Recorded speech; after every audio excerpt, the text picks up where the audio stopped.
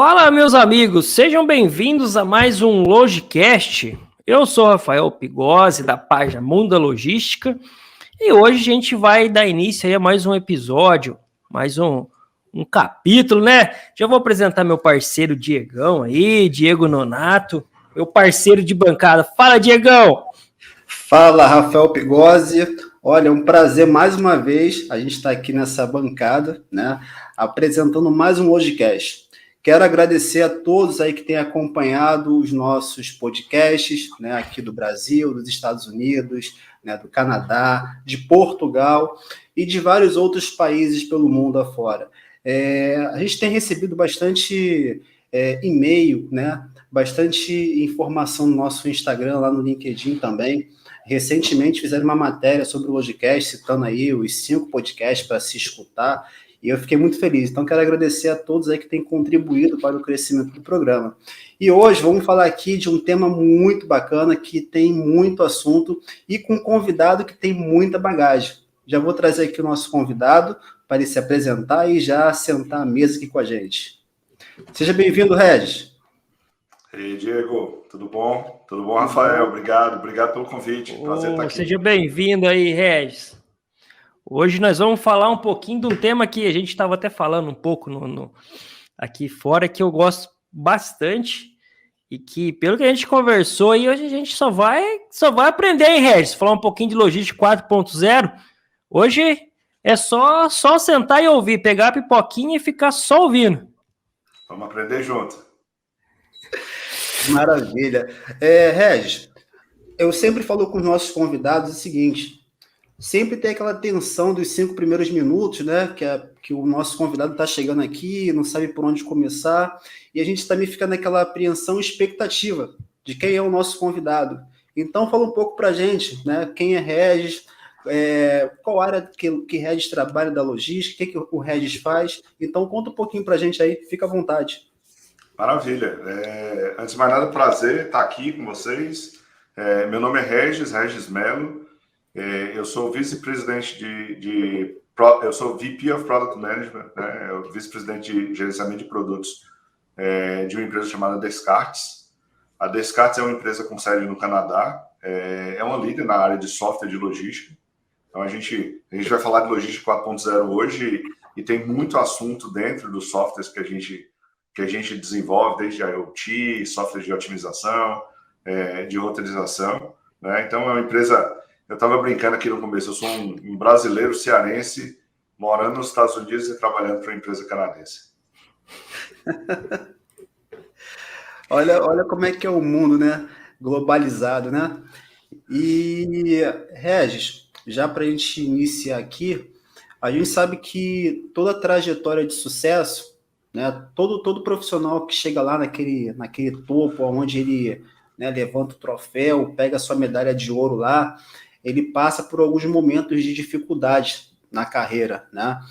E eu queria que você contasse um pouquinho para a gente, porque assim, a gente vai falar de logística 4.0, e todo mundo hoje fala sobre logística 4.0, dos processos, melhoria contínua, né? Das partes que ali se complementam para fazer aquela logística bem bonita. Mas a gente sabe que lá atrás, né, muitas pessoas, muitas empresas bateram cabeça, tiveram sufoco, né, para poder conseguir implantar os seus projetos. E eu vi que você já trabalhou em várias empresas aí, ajudando na parte estratégica, na parte de negociação. Então, fala um pouquinho aí para a gente como é que foi essa sua trajetória, o que você passou de dificuldade até chegar no, enfim, Logística 4.0. Poxa, tem uma longa história aí, tem um longo caminho. A gente, contando até um pouco desse histórico e como eu fui cair em logística, né? A minha história nasceu com TI, na verdade, com desenvolvimento de software. A minha base sempre foi TI, mas eu sempre tive uma visão de produto, né? Então, eu olhava para os produtos, para os projetos que a gente estava desenvolvendo, e sempre tinha aquele comichão de, poxa, o que é que desses projetos aqui, que eu trabalhava lá numa empresa atrás, tinha uma companhia lá atrás que fazia software sob medida, e tinha aquela vontade de dizer, poxa, o que é que desses projetos, o que é que ele pode virar produto, né? Efetivamente, pode ser utilizado por vários clientes. E aí, meados de 2006, 2007, a gente estava desenvolvendo uma solução de automação usando o precursor do smartphone, né? Então, era uma tecnologia, talvez vocês nunca tenham escutado falar disso, era uma tecnologia chamada Palm OS.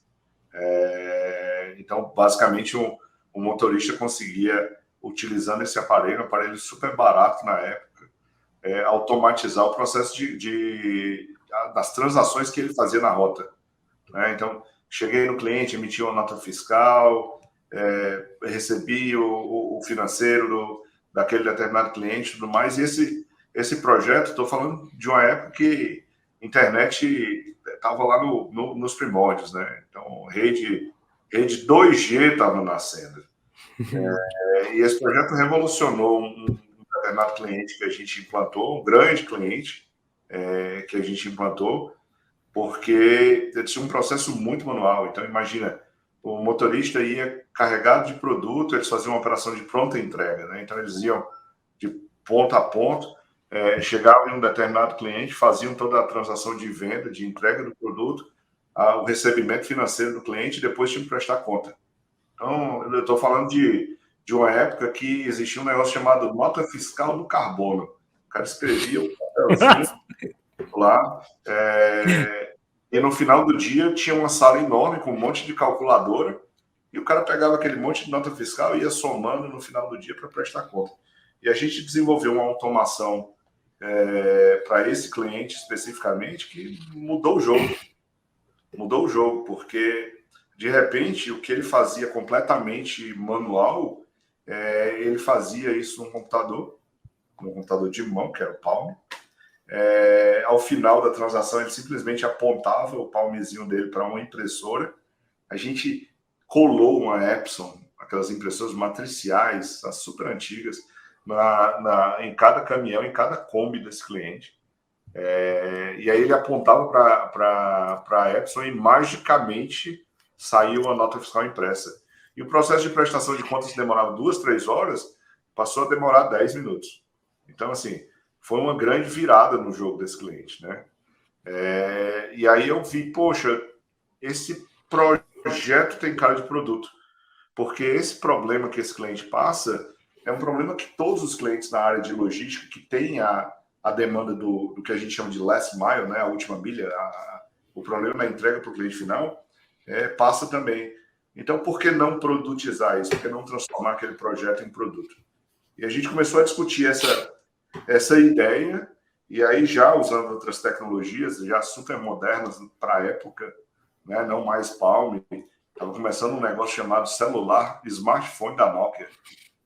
A gente reescreveu a aplicação toda para Nokia, para rodar nas primeiras redes 2G, GPRS 2G do Brasil. E aí foi um grande sucesso, e aí isso acabou impulsionando e criando as primeiras versões do produto, né? Aí a gente vai falar um pouquinho sobre ele aí em seguida. Regis, deixa eu aproveitar. Que você falou que vem do TI e vem assim, na página, às vezes a gente coloca lá as caixinhas de pergunta e a gente sabe que logística e TI são duas áreas que estão aí bombando, né? Principalmente agora depois de pandemia, tudo. Se a gente pegar essas duas áreas, eu acho que elas estão ali entre as que ganharam notoriedade ali, as top 3, vamos dizer assim. E o pessoal sempre pergunta, fala, pô, eu trabalho com logística, mas eu queria ir para TI, será que tem alguma coisa a ver? Aí eu queria aproveitar a sua experiência e falar assim, imagina um cara que ele trabalha com logística e ele quer migrar, não sei se pode dizer migrar para o TI, mas ele quer adicionar essa experiência na vida dele. Ele tem muito problema para resolver, não tem não, Regis? Olha, não tem pouca coisa a ver, não. Tem tudo a ver. Logística e tem tudo a ver. A gente está falando de necessidade de consumir, digerir e processar uma grande quantidade de dados. E a TI, essa grande quantidade de dados que a logística gera, a TI é a ferramenta, né? Prover todo o ferramental para você utilizar. Então, você na logística pode começar com passos bem pequenos, né? Sendo o mestre do Excel e depois ir explorar informações aí mais estruturadas em banco de dados, aprendendo aí ferramentas de BI, né? Um Power BI da vida, um Tableau, um Metabase, tem várias ferramentas de mercado que te ajudam a dar esses passos, né? E conseguir extrair números da tua operação para que você tome decisões de forma efetiva. Isso é uma coisa linda na logística, né? Porque às vezes você altera um processinho desse tamanho e de repente você vê um resultado gigantesco na ponta porque ele é propagado para centenas, milhares de rotas, milhares de motoristas, milhares de execuções, seja do que você está fazendo, né? Então tem tudo a ver. Eu fico... Quando o Rafael fala assim, tem possibilidade, né, de uma pessoa que trabalha na área da logística, né, e para a área de TI, informática, eu acho que ele fica jogando sementinhas no ar, né, porque, assim, é uma área que eu amo também, a área de tecnologia, e eu acho que até para quem aqui nos escuta, né, deve se perguntar também, porque hoje a maioria das empresas que procuram profissionais que resolvem problemas está pedindo essas habilidades, né, essas competências no currículo. E aí, a gente entrando já agora aqui a fundo na parte de logística 4.0, a gente vê que um dos maiores pilares ou a maior característica da logística é a questão dos processos, as mudanças que envolvem ali a tecnologia, a automatização, a digitalização. Então, me vem aquela pergunta, porque aqueles profissionais mais antigos que estavam acostumados com papel, caneta, calculadora, e quando viu essa mudança aí acontecendo, será que eles sofreram algum impacto? Você chegou a acompanhar essas mudanças nas empresas? Tipo assim, poxa, até um tempo atrás, não muito recente, as pessoas costumavam a resolver algumas coisas pela internet, mas não era tão digital assim, esses processos tão automatizados, né? O que você pode falar assim um pouquinho mais? Você acha que as pessoas sofreram tanto impacto assim, os mais antigos? Eu vou responder a tua pergunta e vou aproveitar o gancho da provocação do Rafael também, tá? Eu acho que essa provocação do aprender TI, seja em que nível for, desde, poxa, eu vou automatizar uma máquina no Excel, até eu vou fazer uma consulta complexa no banco de dados, ela é super importante. Eu mudei para os Estados Unidos já há algum tempo, e no governo Obama começou uma grande provocação aqui nas escolas públicas de todo mundo tem que aprender a programar, né? Isso significa que todo mundo vai virar um programador? Certamente não. Mas a programação, o aprender a tecnologia, te ajuda a pensar logicamente. E o a pensar logicamente te ajuda a resolver problema. Seja fazendo análise de um dado para gerar um resultado, tá certo? Seja simplesmente pensar de forma estruturada suficiente para pensar num projeto da logística, um processo da logística, e entender aonde estão os gargalos e como a coisa efetivamente funciona. Então, acho que faz todo sentido essa busca pela tecnologia. De novo, 100% das pessoas vão virar programadores? Certamente não. E a tecnologia facilitou muito esse contato do cara que não teve uma formação estruturada, formal de faculdade, entrar nesse mercado. Mas, Diego, respondendo a tua pergunta, quando a gente começou lá em 2000 e alguma coisa, que a gente falava, eu vou te dar um smartphone, eu vou te dar um Palm, eu vou te dar um celular, eu vou te dar um Android depois, eu vou te dar um iPhone, era assustador para as pessoas, porque elas não tinham contato com aquilo. Eu lembro de estar fazendo os primeiros treinamentos nos primeiros clientes, e a gente entregava um smartphone na mão do motorista e estava lá tremendo, segurando o smartphone, dizendo, poxa, o que é isso, né? Eu virei obsoleto, eu não tenho a menor ideia de como eu vou operar. E o que é mais interessante, aí vem um pouco da visão de produto, né? Como você desenha um produto para que a jornada do usuário tenha o menos de atrito possível, né? Então, como você pensa a tua solução de software, seja ela qual for, para que facilite a vida do usuário. Então, a gente via aquele motorista que, às vezes, tinha 30 anos de casa, que pegava o smartphone no primeiro dia, eu estou falando de, poxa, anos e anos atrás, décadas atrás, e que estava tremendo no primeiro dia e que na semana seguinte dizia assim, cara, isso é uma ferramenta interessante. Eu passava 2 horas para prestar a conta e agora eu passo 10 minutos. Eu vou embora para casa mais cedo. Isso melhorou minha vida, então eu quero aprender. E às vezes a gente via esse mesmo cara que estava treinando lá no primeiro dia, treinando um funcionário novo, um motorista novo, um operador novo que entrou e não sabia operar. E dizendo assim, pô, isso é bobagem, isso é fácil de usar, é fácil de fazer, né? Então, assim, a gente via o sucesso da aplicação por essa visão do nosso usuário dizendo, isso agrega valor na minha vida, né? Não é só mais uma ferramenta que eu vou preencher e apertar botão. Isso está facilitando meu dia a dia, minha operação, minha rota, seja o que for que ele esteja fazendo lá na ponta. Eu acho que esse é uma das grandes barreiras, né? Quem trabalha em implantação de projeto, né, Red? Assim, porque você chega num lugar novo, assim, a primeira coisa que vem, pô, é o que você falou. Ah, vai tomar meu lugar, eu vou perder meu emprego. Consultoria, a gente vai ao lugar e fala, esse cara veio para mostrar as coisas erradas que estão aqui, vai me ferrar aqui, tá? Então, acho que a primeira parte de uma implantação, você, lógico, vai falar com muito mais propriedade, é assim, não é quebrar isso, né? Falar assim, pô, a gente não tá aqui para tirar o seu emprego. É o que você falou do motorista. É mostrar para ele, antes de tudo, que aquilo lá vai ajudar ele, né? Não só ele, pessoa, tipo, ó, vai embora mais cedo, mas vai ajudar ele no dia a dia, vai facilitar o trabalho dele, vai ajudar na lucratividade da empresa, tudo isso aí, né? É mostrar os benefícios daquilo lá, né? Uhum. Exato, Rafael. A visão do produto desde o início foi muito ligado a isso, né? Então, lá em 2008, quando a gente começou, 2008, 2007, quando a gente começou, as primeiras versões do software, a gente pensou assim, o que é que a gente pode fazer para que a gente consiga aprender com essa operação? E esse mantra foi muito... Ele se perpetuou muito ao longo de toda a trajetória do produto e da empresa. O que é que eu posso fazer para aprender com a operação do dia a dia e melhorar o dia seguinte, né? Então, a gente chegava para um grupo de motoristas e implantar num cliente e dizia assim, poxa, sabe aquela rota super difícil que você está fazendo?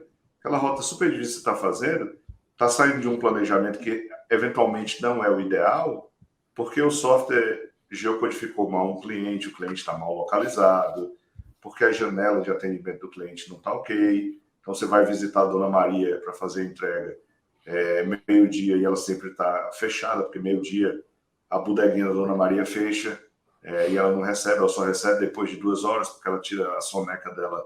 Então, assim, será que o software não poderia aprender com esse dia a dia e começar a melhorar o planejamento e a execução? Então, essa foi a ideia maluca que a gente teve lá em 2008, né? Então, como é que a gente traz isso? Em 2008 não existia esse negócio de machine learning, aprendizado de máquina. A gente falava outra coisa, outra língua, né? Conceitos existiam e a coisa era muito mais matemática, era muito estatística. Como a gente vai conseguir extrair dessa massa de dados informações para aprender com esse dado e melhorar o dia seguinte. Então, a premissa do software lá atrás, quando eu fundei a companhia, né, foi exatamente isso, como eu pego a execução desse motorista, porque esse motorista, esse cara que está na ponta, ele tem um conhecimento que ninguém tem. Ninguém tem esse conhecimento dele. Ele conhece a Dona Maria, ele sabe que a Dona Maria está fechada meio-dia, ele sabe que se ele pegar a Paulista 11h30 da manhã, ele não anda, ele sabe todos esses detalhes. Mas no momento que eu estou coletando essa grande massa de dados, aí a gente cruza com a informação de logística 4.0, aprendizado de máquina, grandes massas de dados, como é que eu pego toda essa informação, aprendo com isso e sugiro melhorias para a operação no dia seguinte, de forma tal que o meu plano melhore. E aí eu melhoro a vida do motorista, melhoro minha qualidade de serviço, tá? Melhoro meu tempo estimado de entrega, a minha acuracidade no ponto de venda. E o ponto de venda é muito importante para ele saber que eu vou estar lá quando eu planejei e prometi estar lá, eu melhoro tudo isso, né? E aí vira um ciclo virtuoso, né, nessa história. Aproveitando aí o gancho, né, o Regis, hoje você está falando de qual cidade nos Estados Unidos? Eu moro na Flórida, moro em Orlando, né? Pô, que maravilha, hein? Poxa, tô aqui do lado do Mickey Mouse, do lado da Disney. Pô, legal, maravilha. Mas a Descartes é uma empresa canadense, né? E aí, só explicando um pouco da conexão do produto que eu te falei lá no começo, eu fundei uma companhia chamada Green Mile em 2008. Em 2011, a gente teve um processo de internacionalização, veio para cá, para os Estados Unidos, montamos escritório nos Estados Unidos. Eu ficava nesse ping-pong Brasil, Estados Unidos, entre o meu Ceará, que eu sou cearense, morava lá em Fortaleza, um outro escritório que a gente tinha em São Paulo e o nosso escritório aqui nos Estados Unidos. Então, eu vivia dentro do avião nesse ping-pong, né? Em 2021, a gente foi comprado pela Descartes. Então, a Descartes adquiriu a solução. Foi assim, uma grande coisa para a gente, porque antes a gente fazia toda a solução de last mile, toda essa solução que eu mencionei para vocês de otimização de rota e tudo mais. E a Descartes é um gigante nessa área, com muitas outras soluções, não só em last mile. Então, foi uma compra interessante do ponto de vista de produto, porque agregou para a nossa carteira de soluções muitas outras soluções, além da solução que a gente já fazia super bem, que era o last mile. Assim, comparando os Estados Unidos com o Brasil, é lógico que a gente tem uma paixão muito grande pelo nosso país, né? Mas, em comparação da logística 4.0, você acha que mesmo a gente aqui, várias empresas hoje multinacionais que chegaram aqui no nosso país, e várias outras também aqui, tem muita diferença ainda em relação aos processos? Você acha que a gente está atrasado em alguns pontos, mesmo aplicando a logística 4.0? Pô, excelente pergunta, né? E aí, até voltando um pouco nessa história, um grande cliente da gente hoje é a Coca-Cola, né? E a gente começou a operação da Coca-Cola no Brasil. Então, a primeira Coca-Cola que comprou a nossa solução foi no Brasil. Obviamente, era uma solução brasileira, desenvolvida por uma empresa brasileira, e essa solução acabou virando uma solução implantada em Coca-Colas no mundo inteiro, né? Então, em 2021, em julho de 2021, quando a gente foi comprado, o software estava rodando em 14 línguas. Então, era um software que foi desenvolvido no Brasil, pensando numa solução, num problema brasileiro, mas que expandiu para 14 línguas, aí sendo vendido do Japão ao Alasca, né? E são operações diferentes, sabe, Diego? São operações, às vezes, mais críticas até no Brasil do que nos Estados Unidos. Então, quando você fala de uma rota no Brasil, você fala de uma quantidade de clientes. Você está falando de rota last mile nesse momento, na última milha, entrega. Você está falando de rotas que tem mais paradas, tem mais clientes na rota, porque a característica do mercado brasileiro é um drop size menor, tá? Então, eu estou fazendo a entrega, mas eu estou fazendo a entrega muito, muito menor, muito mais fracionada do que uma entrega em um mercado aqui nos Estados Unidos. Então, mais paradas, menor drop size, te gera um nível de estresse na operação muito maior. Então, em muitos casos, a operação no Brasil, a operação na América Latina é muito mais complexa do que a operação nos Estados Unidos, né? Do ponto de vista de complexidade logística. Aí, quando a gente fala de logística 4.0, a gente começa a pensar não só na complexidade logística, mas também o uso de ferramentas como IoT, telemetria, coleta de informação em tempo real. Aí os Estados Unidos, em alguns cenários, está mais avançado do que o Brasil, verdade, né? Então, é muito mais comum aqui você ter equipamentos, né? A gente tem uma solução como essa, você pluga lá no veículo e coleta toda a informação, toda a vida do motorista. Aqui está se discutindo muito carro elétrico, é uma realidade que aí começou a chegar no Brasil, né? Mas que aqui já está mais avançado, digamos assim, né? Então, assim, eu diria que, do ponto de vista de problema a ser resolvido, né, de complexidade da operação, o Brasil é muito mais complexo do que os Estados Unidos. Isso faz com que os softwares no Brasil tenham um nível de robustez muito interessante. Isso é positivo. Às vezes a gente vê soluções tecnológicas mais avançadas aqui pela própria natureza do mercado, né? Os Estados Unidos deve ser hoje aí 15 a 20 vezes o tamanho da frota do Brasil. Então, 15 a 20 Brasis nos Estados Unidos. Isso é muito grande, né? Isso é muito considerável. Então, é um mercado maior que, obviamente, acaba gerando mais negócios, acaba gerando mais demanda, acaba tendo mais soluções nesse mercado. Então, queria até aproveitar o gancho sobre tem empresas ainda hoje que não têm a logística 4.0 aplicada. E aí, talvez um gestor, um dono de uma empresa já escutou falar muito sobre logística 4.0, mas ainda não se atentou aos benefícios de ter ela aplicada, né, na gestão da sua empresa, ali aos processos. Você pode citar alguns benefícios que talvez esse profissional que está nos escutando agora talvez esteja perdendo por não querer aplicar, ou ser teimoso, né? Tem gente que é teimoso, né? Tipo, não vou aplicar isso não, porque eu vou ter que fazer muito processo, muita mudança dentro da minha empresa. Aí convido aqui o Regis para falar assim, olha, você está perdendo por esses benefícios aí que você poderia estar ganhando dentro da sua organização, né? Boa. Eu acho que o software por si só, o processo por si só, o investimento em tecnologia por si só, ele não faz sentido, ele tem que vir atrelado com benefícios para a companhia. Né? Então, a pergunta que o gestor tem que fazer é assim, cara, na ponta, o que é que isso vai melhorar o meu processo? Ou seja, como é que eu melhoro a minha entrega? Como é que eu melhoro o meu atendimento ao cliente? Como é que eu faço com que todo o meu processo, desde do fluxo de compra e a experiência do usuário que está comprando aquilo, seja B2C, B2B, seja garantido e que seja fluido. Fazer isso na mão é impossível. É humanamente impossível. Né? Então, quando você começa a ter escala, você precisa de software.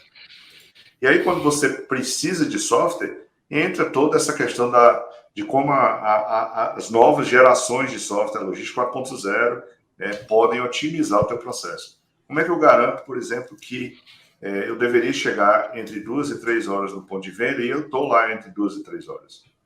Como é que eu garanto que, eventualmente, uma mudança de uma condição qualquer da entrega seja entendida e replanejada pelo software? Vou te dar um exemplo, Diego. Hoje a gente tem algoritmos dentro da nossa solução que conseguem perceber eventos em tempo real. E ele roteiriza em tempo real. Então, eu consigo te dizer assim, olha, eu planejei uma entrega ontem, eu planejei a entrega para entregar para o Regis, para entregar para o Rafael, para entregar para o Diego, para a Maria e para o José. Começou a nevar. Começou um trânsito. Eu tinha que sair do depósito às 7 da manhã, sair às 8, porque o pneu do caminhão furou, o carro não deu partida. Eu tive que descarregar e carregar em outro veículo. Vida real, acontece isso.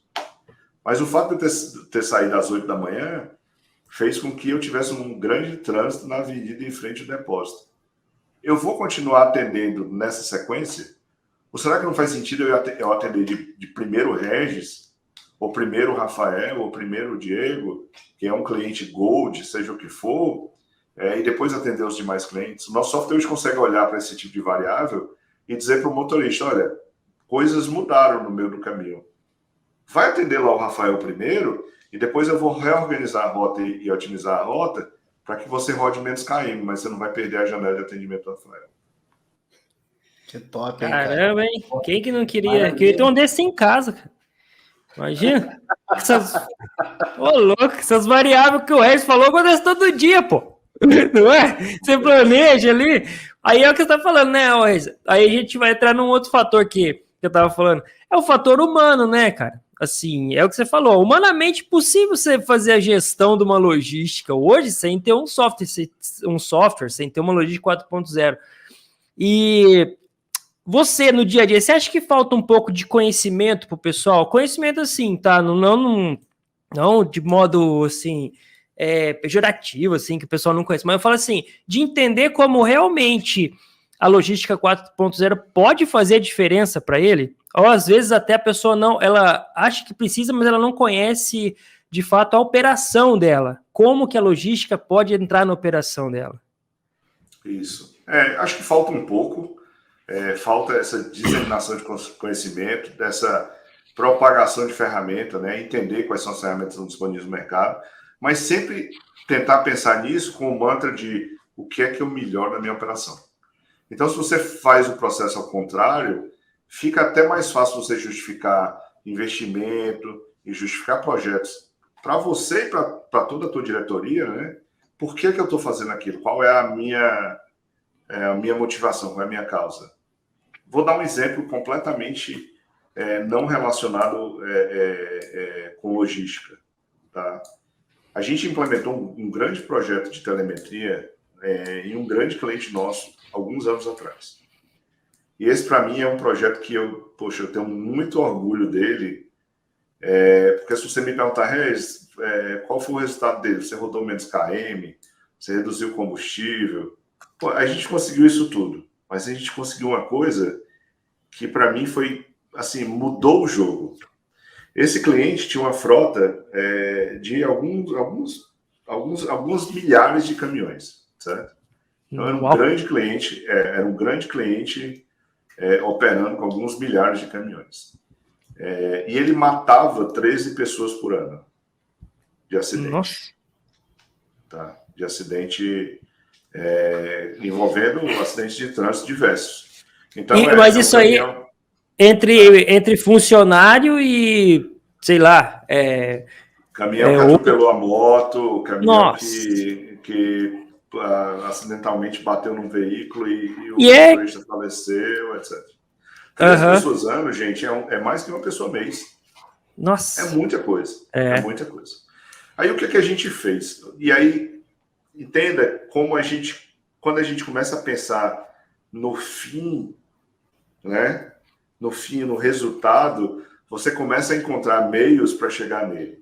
A gente implementou um sistema de telemetria. Esse sistema de telemetria, em geral, o sistema que coleta dados do veículo, ele é um sistema que te dá um monte de dado e pouca informação, certo? Ele te diz assim, poxa, Rafael andou acima da velocidade, o Rafael fez 50 frenagens bruscas, o Rafael fez... Pô, e daí, o que é que significa isso? Não significa absolutamente nada. E aí, o que a gente fez com esse cliente? Ele disse, poxa, vamos fazer o contrário. Não vamos dizer que o Rafael fez 3 frenagens bruscas, 4 acelerações em curva, que de acordo com o meu hardware que eu coloquei lá, que tem um acelerômetro, diz que ele quase causou um tombamento no veículo. Isso não agrega valor para o Rafael. Não agrega valor nenhum para ninguém.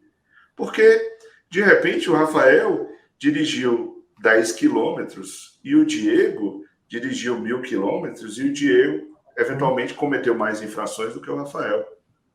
Né? Mas o Diego talvez seja um melhor motorista do que o Rafael. Vamos já conectar os pontos, gente. E aí pensa o seguinte, como é que eu melhoro a qualidade do motorista Rafael e do motorista Diego? Eu contrato lá uma empresa de treinamento, coloco o Rafael e o Diego na sala de aula, contrato um instrutor, e aí chamo o Rafael, o Diego e mais 200 motoristas nesse dia, e aí o cara abre um quadro branco lá e diz assim, vamos falar sobre direção defensiva. Cara, em 15 minutos todo mundo tá divagando, a mente foi para outro lugar, foi para outro lugar no espaço e no tempo. Né? O cara não está acostumado a sentar numa sala de aula, o cara não está acostumado, o cara está pensando na rota que ele vai executar, e ele tem 50 paradas para fazer, 30 paradas para fazer no dia. Ele vai voltar 7 horas da noite, ele está dizendo, pô, esse cara que nunca entrou num caminhão, está todo arrumadinho, engomadinho, está me dizendo que é direção defensiva. Ele não sabe o que é. Ele não sabe o que é bater caixa ao meio-dia no sol do Nordeste. Ele não tem ideia do que é isso. Numa ladeira da Bahia. Então, assim, você perdeu o cara em 5 minutos. A efetividade desse tipo de coisa é muito próximo do nulo. Né?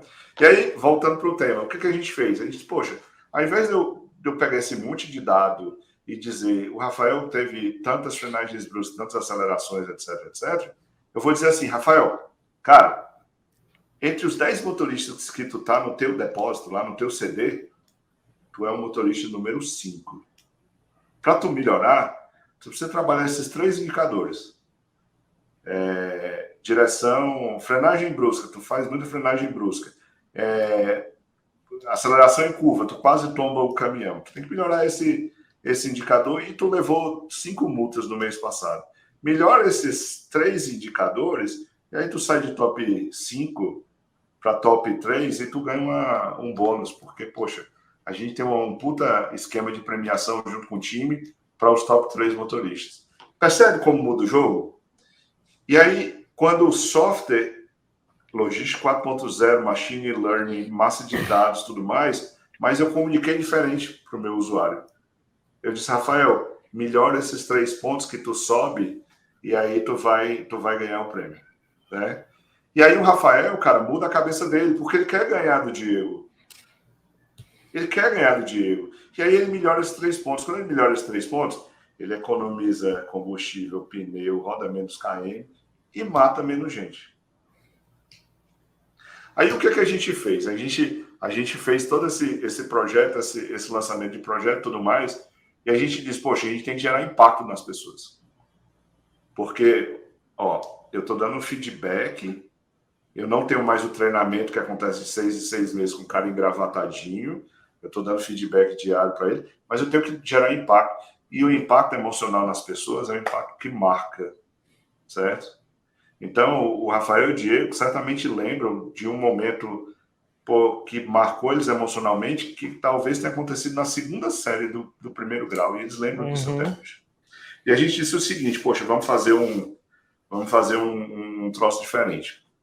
E a gente pegou o RH, né? As empresas são super parceiras, assim, quando você começa a conectar os setores. E a gente disse, poxa, a gente tem uma missão especial para vocês. A gente pegou o RH e contactou todas as esposas e maridos dos motoristas, né? Escondido dos maridos e esposas, né? Porque tinha motorista homem e motorista mulher. A gente contactou todos eles e disse assim, olha, a gente vai ter um evento de premiação e a gente queria convidar vocês para o evento. Agora, vocês não podem falar para o marido de vocês. Vou falar marido aqui só para ficar mais fácil, o genérico, né? E a gente fretou um ônibus e trouxe as esposas e os filhos para premiar os motoristas que tinham recebido os primeiros lugares desse projeto de direção assistida com software, né? Reunimos todos os motoristas no auditório da empresa e disse assim, gente, agora para premiar a gente o primeiro lugar foi o Rafael e a gente vai trazer uma pessoa especial para dar o prêmio para ele. E aí entrou a esposa e os filhos dele para dar o prêmio, né? E o Rafael, cara, que era o motorista lá que tinha 30 anos de casa, um senhorzinho, escorreu a lágrima dele e ele disse assim, poxa, eu tenho reconhecimento disso daqui, né? Não é só a empresa que está reconhecendo, minha família veio reconhecer isso. E o filho dele dizia assim, pai, poxa, você tirou o primeiro lugar, você venceu. E o Diego, que tirou o segundo lugar, a esposa foi lá premiar, eles não sabiam disso, né? Isso gerou um impacto tão positivo que virou assunto de disputa, né, entre todos os motoristas, porque no mês seguinte, cara, o Diego estava querendo matar o Rafael. A gente saiu de 13 mortes no primeiro ano de implementação do projeto para 0. Que show, cara! 0. Pô. 0. Então, assim, isso é propósito, né? Então, isso todo mundo que entrava, que eu contratava para a empresa como desenvolvedor, eu dizia assim, gente, vocês não vão escrever código, não. Vocês vão salvar vidas, porque a gente saiu de 13 para 0 em um cliente. Pô, que bacana. Gente, vocês não vão escrever código lá no Ceará ou lá no Brasil. Vocês vão escrever código para o mundo, porque o código que vocês estiverem escrevendo aí vai estar rodando no Alasca, vai estar rodando no Japão, vai estar rodando em Israel. Então, assim, era um grande propósito, sempre foi um grande propósito o desenvolvimento do produto, porque não era simplesmente vamos escrever software de roteirização, vamos escrever software para o motorista dizer cheguei e saí. Pô, vamos salvar a vida, vamos fazer com que esse pai de família chegue mais cedo em casa, vamos fazer com que esse software brasileiro rode no mundo todo. Então, sempre foi o propósito, né? Aí, assim, você acabou de quebrar uma barreira que o pessoal tem, que, assim, quando a gente fala de tecnologia, a gente não consegue, assim, são coisas que não conseguem estar na mesma frase, vamos dizer assim, tecnologia e humanização, não é? Então, acho que faltou do pessoal criatividade, foi o que vocês tiveram, falou assim, pô, será que se eu colocar o cara lá, que você tá falando na sala, pô, e realmente, né, tipo, você vê um cara que ali, todo dia, o Diego trabalhando com transporte, você tem conhecimento, cara, não é fácil, Não é? Tipo assim, é muito simples. Você pegava assim, ó, eu pego ó, o material no ponto A, entrego no ponto B, pô, 6 horas estou aqui, tranquilo. Mas o que acontece entre esse ponto A e esse ponto B é só o que o motorista passa. E aí você tem a visão, assim, cara, eu tenho que impactar esse cara que tá lá. Né? Porque na teoria tudo é lindo e maravilhoso. Mas você pegar e conseguir atingir o... É liderança humanizada, né, cara? Tipo assim, E é o você... ser humano no fim do dia, né? É você olhar para o ser Isso! humano. E todo mundo envolvido nessa cadeia, né? Esse supply chain é um supply chain com um monte de humano. Porque o cara que está lá esperando, ele não está esperando à toa, ele está esperando a Coca-Cola dele chegar, ou a Heineken dele chegar, ou a Pepsi dele chegar, seja o produto que for chegar lá, porque aquilo é o sustento dele, precisa vender, precisa chegar na hora. O motorista que está fazendo esse trajeto é um caso super sofrido, cara. O cara está batendo caixa meio-dia no sol do Brasil. Então, não é fácil o processo todo. Como é que você pensa a solução humanizando a solução? Isso, exatamente. E as pessoas às vezes acabam achando assim, não, se eu vou colocar uma logística 4.0, eu vou deixar o ser humano de lado. Muito pelo contrário, né? Você pode aliar esses dois fatores aí de modo que você gere um resultado desse que você falou. Pô, imagina um cara que chegar e falar assim, quando que ele ia imaginar que ia ter a família dele lá? E outra, você vai no emocional do cara, é o que você falou.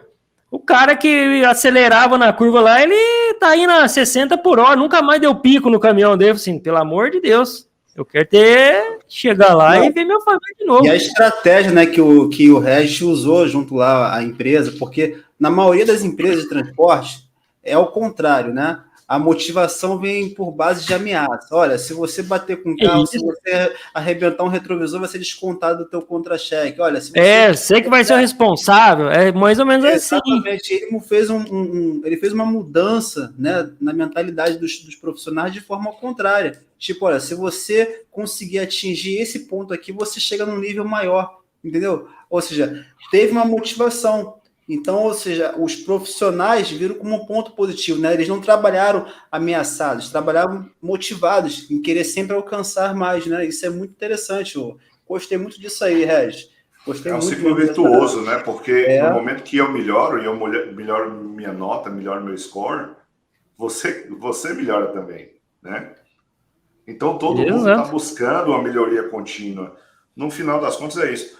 Gente, ó, tecnologia ela é vista como um bicho-papão, no sentido de, poxa, eu vou implantar tecnologia, eu vou cortar a cabeça, eu vou demitir gente, eu vou... Acontece isso, fato, acontece isso.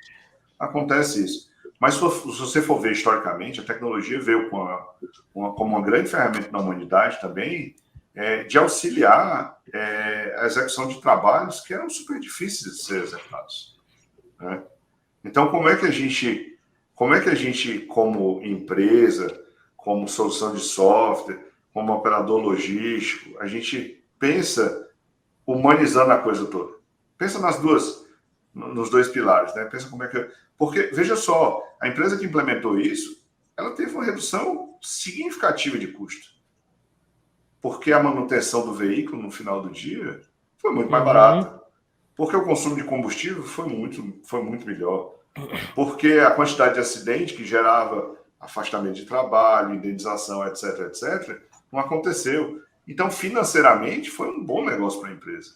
Com certeza. Mas como é que você conecta as coisas aí, né? Então, acho que E outra, às vezes o pessoal fala assim, mas eu vou implementar uma logística 4.0, o custo que eu vou ter de implantação para economizar, sei lá, 2 litros por dia. Tá, mas quanto que é a sua frota? Essa frota que você falou, quanto que tinha, cara? A hora que você colocar o montante ali, esse projeto aí, a redução se paga em meses. Exato. Não é? Exato. E Regis, a gente está falando aqui um pouquinho de software, né? Tecnologia, implantação nas empresas. E aí a gente sabe que você ocupa uma posição de bastante expressão dentro de uma empresa, da Descarte. Eu queria que você falasse um pouquinho da Descarte, né? Como que a Descarte ela entrou na sua vida, como você entrou na vida da Descarte e quais são as soluções que ela apresenta aí, né, no mercado para quem está ouvindo aqui a gente agora. Muito bom, muito bom. Eu sou um dos fundadores da Green Mile, que foi a solução que foi adquirida pela Descartes em 2021, julho de 2021. Né? Então, a gente focava lá na Green Mile nas soluções de Last Mile. Né? Então, Last Mile é aquela... Estou explicando o Padre Nosso ao Vigário aqui, né? Vocês sabem mais do que eu isso, mas a entrega do ponto final, né? Do ponto de venda ou do cliente final. A gente focava muito nesse tipo de solução. Então, a gente tinha uma solução móvel, uma solução que rodava lá em Android, iOS, etc. Tinha toda uma solução na nuvem de otimização. Em 2021, quando a Descartes comprou a gente ganhou um leque de produtos muito maior, porque a Descartes fazia a roteirização de última milha, então foi um ótimo negócio juntar softwares que são complementares para ter uma solução mais completa para o mercado, mas ela também faz software de comércio exterior, faz software para rastrear container de navio. Então, para você ter ideia, grande parte do comércio exterior do Canadá passa por software da gente hoje. Né? Então, o Canadá quase inteiro, quando importa alguma coisa, passa por software da gente. Um container que vem lá da China, ele é rastreado por equipamento nosso, e a gente tem ponto de acesso em todos os aeroportos do mundo para rastrear esses containers, né? Então, eu diria assim, o leque de opções que a gente ofertava antes cresceu consideravelmente. A gente saiu de uma companhia de 100 funcionários, que era o tamanho da Green Mile, para uma companhia de quase 3.000 funcionários, que é o tamanho da Descartes, né? Com presença global. Então, assim, são desafios muito, muito robustos, né? Muito interessantes. Para mim, está sendo um aprendizado, né? Então, como eu brinquei no começo, né? Sou um cearense brasileiro morando nos Estados Unidos, trabalhando para uma empresa canadense e com o dever de casa de implantar software no mundo todo. Então, a gente tem cliente literalmente no mundo inteiro. Software nosso rodando no Japão, software nosso rodando no Alasca, literalmente. Eu fico assim pensando, a gente quando faz uma coisinha assim, fora da curva, nós, seres mortais, né? A gente fala assim, caramba, fica todo feliz, vai embora para casa, fala com a família, fala com os filhos, né? Agora imagina você criar um software, ver um projeto que você criou sendo distribuído para todo o continente, para todo mundo. A satisfação, né? A alegria, né? A felicidade que deve dar, né? De todo dia abrir lá, caramba, aqui meu software, aquele container, aquele transporte, deve ser uma satisfação muito grande, né, Regis? Tá vivo, né? Tá lá, o carrinho tá se mexendo no mapa aí. Poxa. Com certeza, com certeza. Gente, assim, é uma satisfação grande. E isso não é um trabalho meu, isso é um trabalho de um time super grande de profissionais que a gente teve a felicidade de juntar, né? Então, eu acho que o segredo dessa solução aí no final foram as pessoas competentes que a gente conseguiu trazer ao longo do caminho com especialidades diversas, gente. Assim, especialidade geográfica de compilar um mapa, matemática de aplicar estatística para tirar informação de uma massa de dados gigantesca, conhecimento logístico para conhecer uma operação e dizer assim, cara, o que tu está fazendo aqui não faz sentido, ou faz todo sentido e vai mudar a vida do cara. Né? Então, juntar essa equipe é o grande boom, é a grande coisa. Eu acho que é o segredo de conseguir entregar no final do dia, né? E já chegou algum momento, assim, na implantação de projeto, que eu acho legal isso aí, porque, às vezes, você vai implantar um projeto, aí você fala assim, não é nada disso que você está pensando. Deixa aqui comigo agora que eu vou resolver o problema pra você.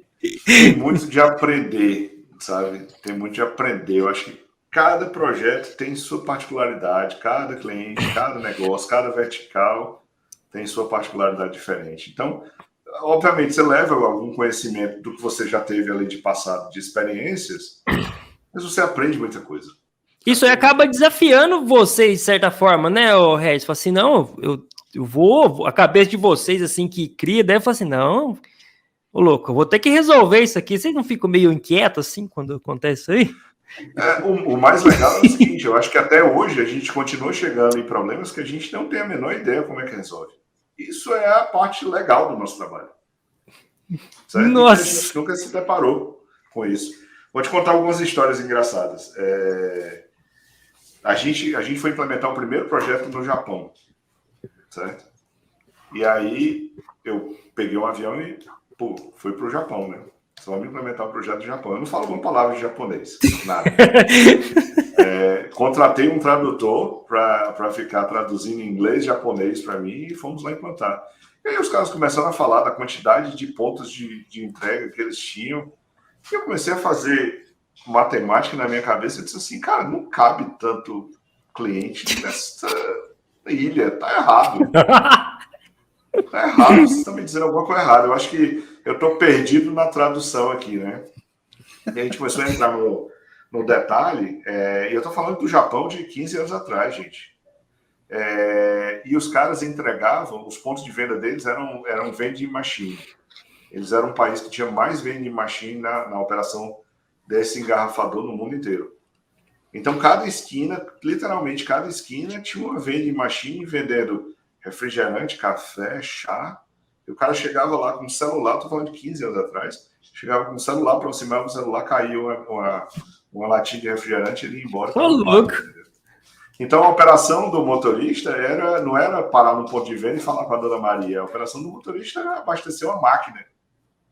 Máquina essa que ela tirava o pedido, porque no final do dia, a máquina mandava uma mensagem para a central dizendo assim, olha, eu preciso que alguém venha aqui repor esses produtos, porque foram os produtos que venderam mais.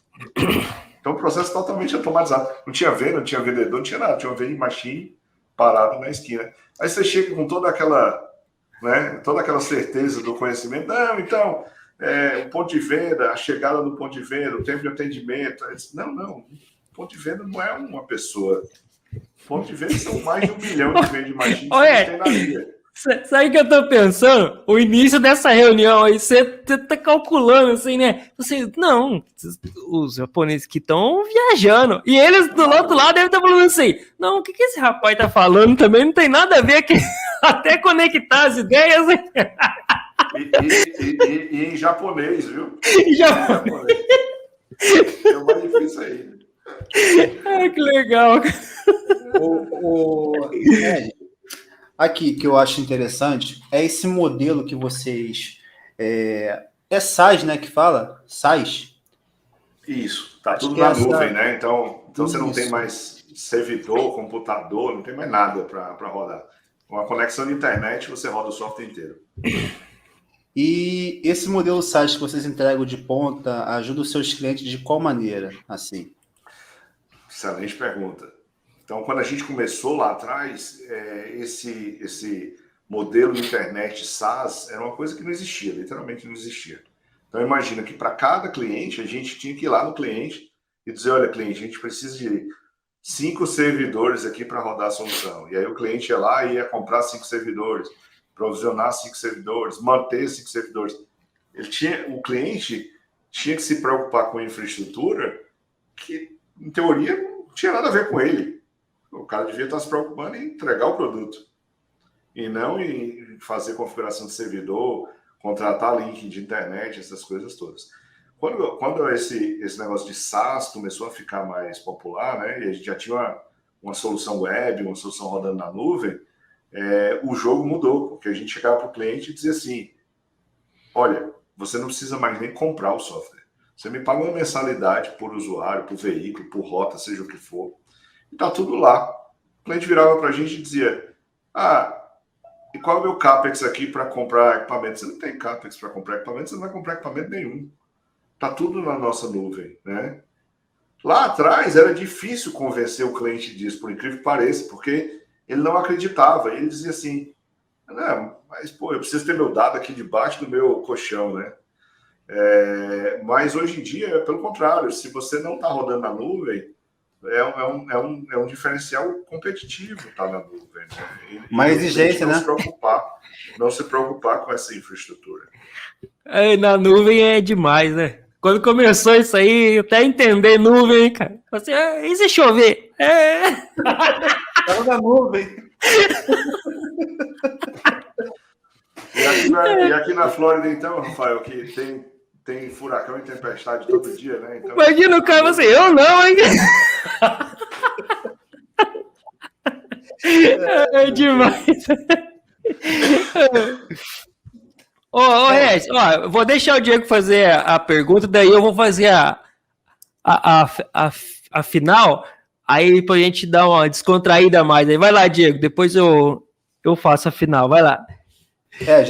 Já de cara, a gente está muito feliz, né, por esse bate-papo, porque a gente sempre vem com aquela apreensão, né? A gente sempre tenta trazer bastante conteúdo aqui para os nossos convidados e a gente fica muito contente, feliz quando tudo vai desenvolvendo assim naturalmente, né? E aí o convidado ele traz experiências, traz o trajeto dele de vida também aqui para o nosso programa. E aí as coisas vão pegando o corpo, vão tendo bastante conteúdo. E aí fica aquela dúvida. Eu sempre fico me perguntando para quem está aqui, né? A gente já conversou com vários empreendedores, com vários empresários aqui, grandes empresas também. Sempre vem aquela pergunta: você está satisfeito com os resultados? Né? Porque para quem está acompanhando esse podcast, fala assim: a Descartes tem algum modelo de parceria, algum modelo de negócio, ou é somente B2B? Excelente pergunta. Satisfeito a gente nunca está, porque estar satisfeito é estar confortável, né? E a gente está buscando sempre melhorar. Eu acho que a gente chegou em alguns mercados, em alguns pontos interessantes, mas continuamos buscando crescimento, continuamos expandindo a operação. A Descartes tem vários modelos de negócio, parceiros, tá certo?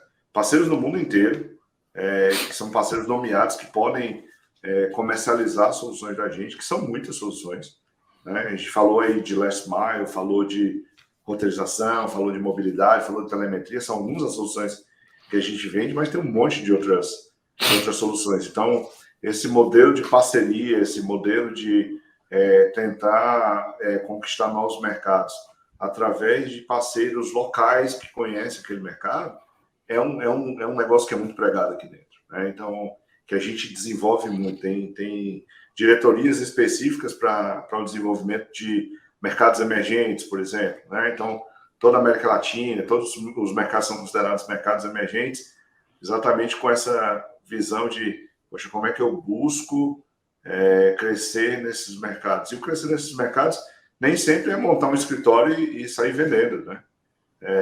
Boa parte dessas operações que a gente tem fora dos Estados Unidos, Canadá, são operações que a gente tem parceiros, né? Que comercializam, que treinam e que tem modelos de remuneração em cima desse modelo de negócio, dando consultoria para o nosso cliente final, treinando o cliente final, sendo remunerado pela venda do software. Sim. O foco maior hoje é B2B, respondendo um pouco da tua pergunta. Então, o foco maior é empresa, e empresas de portes completamente diferentes, né? Então, a gente tem solução desde courrier, o cara que vai fazer a entrega, tipo um correio, né? Que é o pequeno carinha lá que está fazendo a entrega na ponta, até uma operação de última milha mais corporativa, digamos assim, né?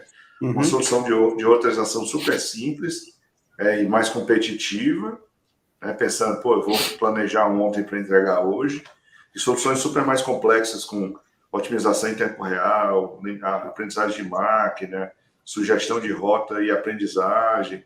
Então, assim, mercados diferentes, mais focado em B2B, mas sempre buscando parceiros locais para crescer, porque o parceiro local entende o negócio, né? Entende o que é a dificuldade, o que é aquele problema que está tentando se resolver. Eu acho que bacana demais. Eu acho que a cabeça desse pessoal, assim, de vocês, assim, Regis, que desenvolve essas coisas, acho que vocês não tem... Tá sempre pensando alguma coisa, né? Fala, o que eu posso resolver? Que você falou assim, às vezes você vai num cliente, ele te propõe um negócio, ou você tá passando na rua, esse rapaz tá demorando, hein, para me entregar. Deixa eu ver que eu posso. Não é? Tipo assim, não existe zona de conforto, né, cara, para vocês. Você sempre tá pensando, não, tô demorando aqui, eu vou desenvolver alguma coisa aqui, ó. Fica analisando o processo o tempo todo. Mas isso não é cabeça de TI, não, viu? Isso aí é cabeça de processo. E cabeça de processo é logística. Por que a pizza que eu pedi está demorando? O que está acontecendo?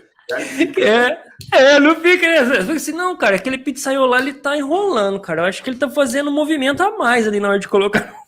Você fica meio... A produtividade do pizzaiolo, se essa máquina girar dessa velocidade, esse é um entregador de pizza.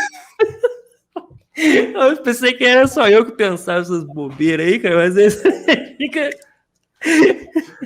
Olha, só a gente tá... Ainda mais quando a gente na logística, a gente fica meio doido, né?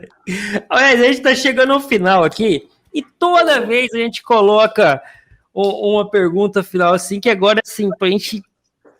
a cereja do bolo. Conta um caso aí, mais ou menos igual esse que você foi apresentar lá no Japão, lá, que a hora que você passou, você falou assim, nossa, que situação que eu tô passando, hein? E hoje você lembra, você dá risada, você fala, nossa, cara, que história, que te marcou assim, cara?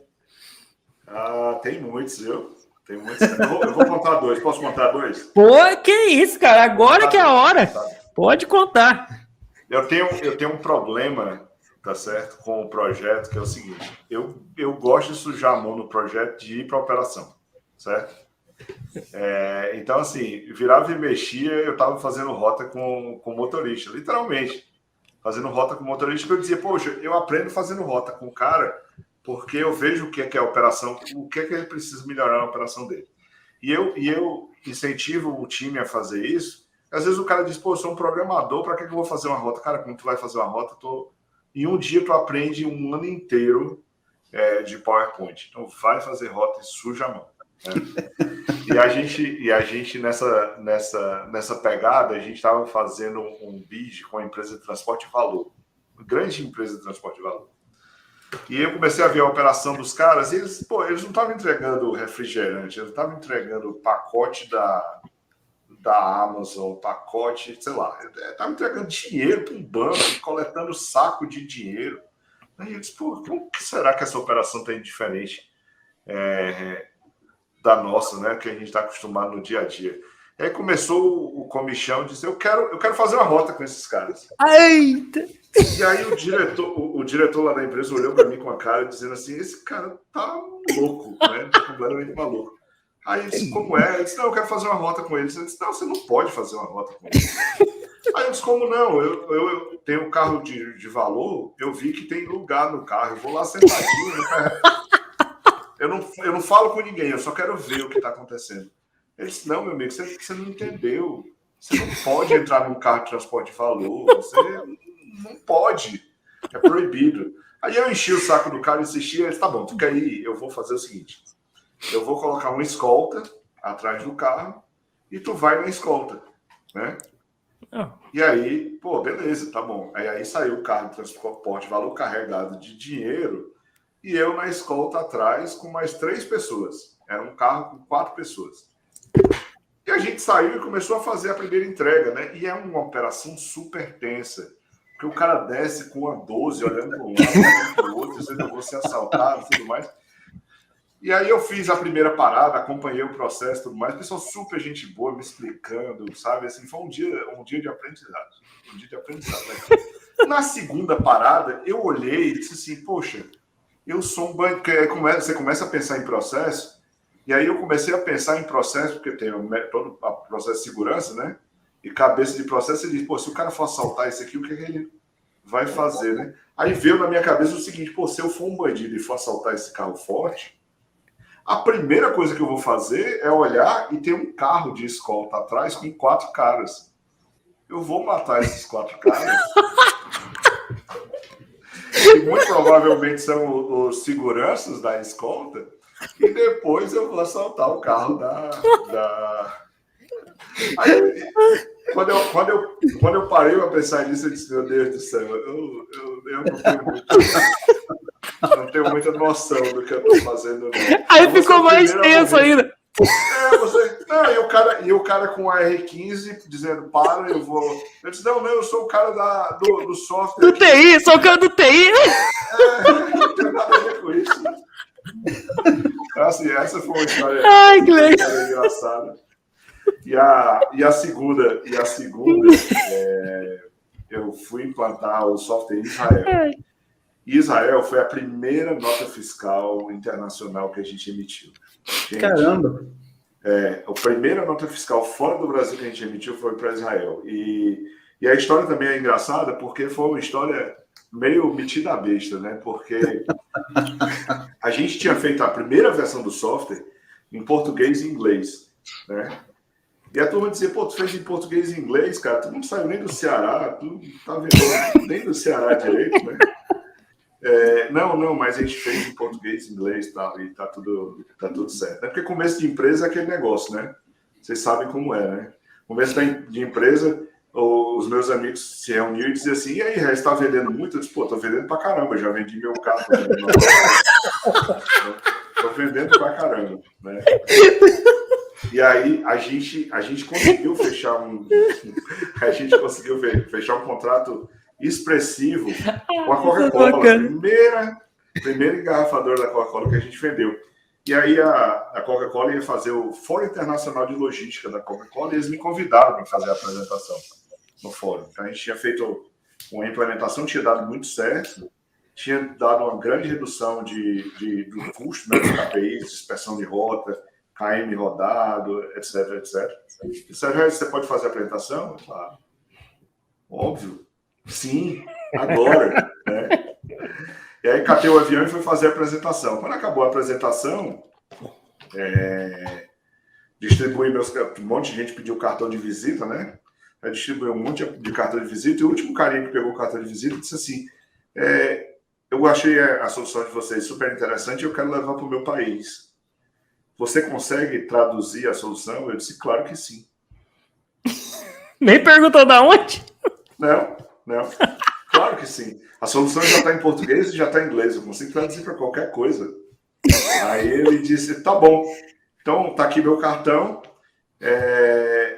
Eu volto amanhã para Israel e a gente se liga. Aí eu disse, tá bom, beleza. E aí eu, do alto da minha ignorância, peguei o cartão dele e disse assim, Israel. Ok, legal. Aí fui no quarto de hotel e coloquei no Google qual língua fala Israel, né? E aí eu descobri que em Israel se fala hebraico, que é da direita para a esquerda, com caracteres completamente malucos. E eu disse, gente, é o seguinte, a gente tem que traduzir o software para hebraico. Aí o time olhou para mim e disse assim, o quê? Não, então... eu disse que dava para fazer e a gente vai dar um jeito. Então, temos que encontrar um cara que fala inglês e fala hebraico, temos que traduzir o software para hebraico, temos que deixar isso tudo pronto, porque eu vou pegar um avião e vou fazer o treinamento lá. E aí a gente fez trabalho recorde para... Gente, olha, hebraico... Sabe a barra de progresso? Quando uma coisa corre assim, aí dá 0, 10%, né? A barra de progresso em hebraico corre da direita para a esquerda. Então, é como se você tivesse colocado um espelho na frente da aplicação, se lê da direita para a esquerda, os botões são da direita para a esquerda, tudo é da direita para a esquerda. Então, assim, deu um trabalhão e a gente traduziu o software para hebraico, catei um avião e fui para Israel para fazer a primeira implementação internacional da gente. Tá? A gente tem muito orgulho dessa história, sabe? Caramba, não foi só uma primeira implementação, foi uma primeira implementação num país que é referência de tecnologia, que é Israel. Uhum. Aí cheguei em Israel, e aí as perguntas que eu escutava assim, poxa, você não tem medo de morar no Brasil? Eu disse, meu amigo, peraí, eu tô em Israel. Eu tive que convencer minha esposa a entrar nesse avião aqui, porque ela achava que ia ficar viúva. Né? Aí o cara deu risada da história e disse assim, você precisa aprender 3 palavras. Você sabe falar hebraico? Eu disse, eu não sei falar uma palavra. Então você vai aprender 3 coisas. Aí eu disse, tá bom, me diz aí, vai. Aí ele disse, primeira coisa que você tem que aprender é bevakashá, segunda coisa que você tem que aprender é todá, e a terceira coisa era uma frase gigantesca, que eu não me lembro mais o que é. Aí eu perguntei para ele, tá, beleza. E o que é que quer dizer cada uma das coisas? Ele disse, uma quer dizer, por favor, é muito importante você ser educado. E a outra quer dizer obrigado. É muito importante você ser educado, né? E a terceira é eu me rendo e não estou armado. Aí eu disse, eu me meti numa ferrada de novo, né? Mas o projeto foi um sucesso, foi muito legal, uma experiência experiência maravilhosa. Israel é um país lindo, assim, super seguro, mas a gente leva essas histórias engraçadas aí. Pô, bacana, hein? Eu acho fantástico essas histórias, cara. Aí a parte da venda, então, nunca tinha ouvido, cara. Essa foi legal, hein? Quando vai começando a empreender, tá vendendo muito, hein, Regis? Vendendo tudo. Bacana. A gente está chegando aqui no final do nosso mais episódio e eu vou falar assim, né? Eu vou botar aquele sonzinho de fundo, o Rafael. Vou botar aquele sonzinho de fundo porque, de fato, poderia ficar aqui 2, 3 horas porque tem bastante conteúdo, tem bastante história e vivência, né, o Regis? Porque a gente às vezes escuta falar, o amigo falou, porque na empresa tal se aplica. Não, você aplicou isso, né? Você, de fato, implantou esses projetos todos e todos de sucesso, né? Então, é muito bacana essa sua vivência, essa sua história, esse seu conhecimento sobre a logística 4.0, implantando na tecnologia, os processos, melhoria contínua, e a parte onde você também comentou sobre essa mentalidade, né? Essa mudança de mentalidade nos profissionais, nos motoristas, né? Então, isso realmente ficou muito marcado. E quero agradecer demais você por ter vindo aqui, compartilhar um pouco do seu conhecimento. E todos que estão aqui acompanhando o nosso podcast, né, eu também espero que tenham gostado desse episódio, né? Porque hoje a Logística 4.0, né, se não está em todas as empresas, deveriam estar, porque melhora muito o processo, redução de custos e muito mais. Regis, para quem quer te conhecer, para quem quer conhecer mais da Descartes, entrar em contato contigo, quais são os meios de comunicação que ela pode aí te encontrar? Meu LinkedIn é fácil, é Regis Melo, vocês conseguem me encontrar no LinkedIn, né? Então, tô lá, super ativo. Meu Twitter é @regismelo também, tá? Então, um prazer quem quiser se conectar aí nas redes e bater papo, trocar ideia, trocar figurinha, tô aqui à disposição. Pô, bacana. Cara, foi legal demais, cara. Nossa, a gente passa uma horinha aí. Assim, por isso que é gostoso, né? Assim, olha o tanto de conteúdo que a gente trouxe, experiência, vivência. O negócio, passou uma hora que a gente nem viu, cara. Obrigado, viu, Regis, por essa horinha aí. Nem senti a hora também aqui. Foi um prazer para mim aqui. Gente, obrigado pelo convite. Espero ter ajudado, tá certo? E fica à disposição para ajudar sempre. Obrigado aí. A todos que estão acompanhando o nosso podcast, até a próxima aí. Tchau, tchau. Tchau, pessoal. Valeu.